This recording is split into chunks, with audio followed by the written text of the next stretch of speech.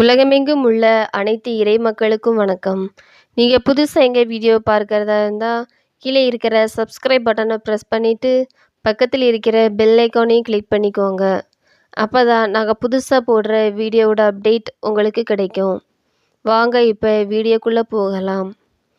பொதுக்காலம் 25ஆம் ஞாயிறு 22/9/2024. திருப்பலி முன்னுரை. நான் பெரியவன் என்ற சுயநல போர்வை அகற்றுவோம். இறையேசுவில் இனியவர்களே, இன்று தாய் திரு அவையானது பொதுக்காலம் 25ஆம் ஞாயிறை சிறப்பித்து கொண்டிருக்கிறது. புனித அகுஸ்தினாரிடம் இயேசு கிறிஸ்து மொழிந்த பண்புகளில் முதன்மையானது எது என்று கேட்கப்பட்ட போது அவர் தாழ்ச்சி என்றார்.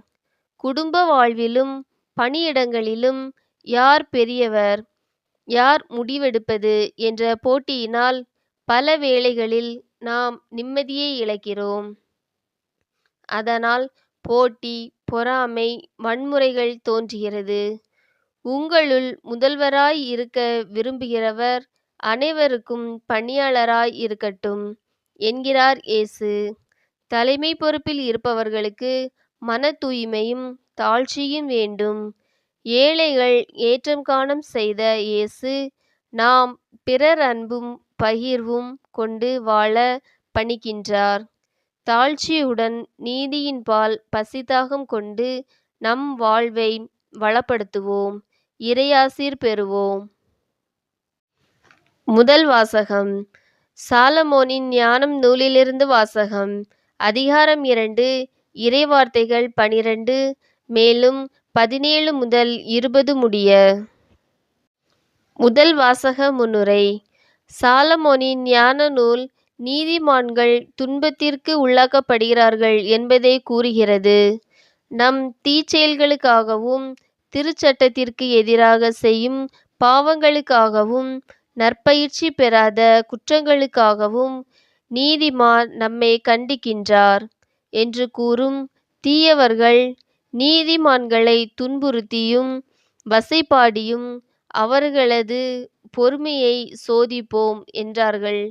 இழிவான சாவுக்கு தீர்ப்பிடப்பட்ட இயேசு மாட்சியடைந்தது போல நீதிமான்களும் மேன்மையும் பாதுகாப்பும் பெறுவர் என்று கூறும் வாசகத்தை கேட்போம்.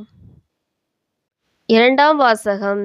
திருத்தூதர் யாக்கோபு எழுதிய திருமுகத்திலிருந்து வாசகம். அதிகாரம் 3, இறைவார்த்தைகள் 18 முதல் மேலும் அதிகாரம் 4, இறைவார்த்தைகள் 3 முடிய. இரண்டாம் வாசக முன்னுரை. திருத்தூதர் யாக்கோபு திருமுகம் தரும் செய்தியாவது: விண்ணிலிருந்து வரும் ஞானத்தால் பிறப்பது தூய்மை. ஞானம் அன்பு, அமைதி, பொறுமை, இணங்கி போகும் தன்மை கொண்டது. அது நடுநிலை தவறா நீதியின் கனிகளை கொடுக்கும். பேய் தன்மை கொண்ட சிற்றின்ப நாட்டத்தால் விளைவது சண்டை சச்சரவுகள், கொலை, பேராசை.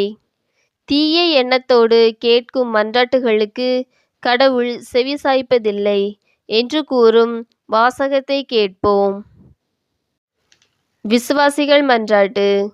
நீதியின் கதிரவனே, அன்பு இறைவா, எங்கள் திருத்தந்தை, ஆயர்கள், அருள்பணியாளர்கள், அருட்சகோதரிகள், துறவிகள் அனைவர் மீதும் உமது ஆசீரை பொழிந்தருளும்.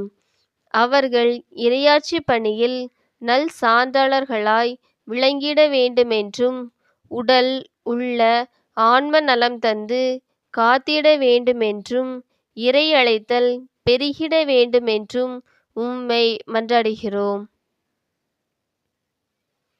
முதல்வராய் இருக்க விரும்புகிறவர் அனைவருக்கும் பணியாளராய் இருக்கட்டும் என்று மொழிந்த அன்பு இறைவா, நாங்கள் எங்கள் குடும்ப வாழ்விலும் பணியிடங்களிலும் அண்டை அயலாரிலும் நான் என்ற ஆணவத்தை அகற்றி தாழ்ச்சியும் பிறர் அன்பும் பகிர்வும் கொண்டு வாழ்ந்து இறைவனின் சிறப்பு ஆசீரை பெற வேண்டுமென்று உம்மை மன்றாடுகிறோம்.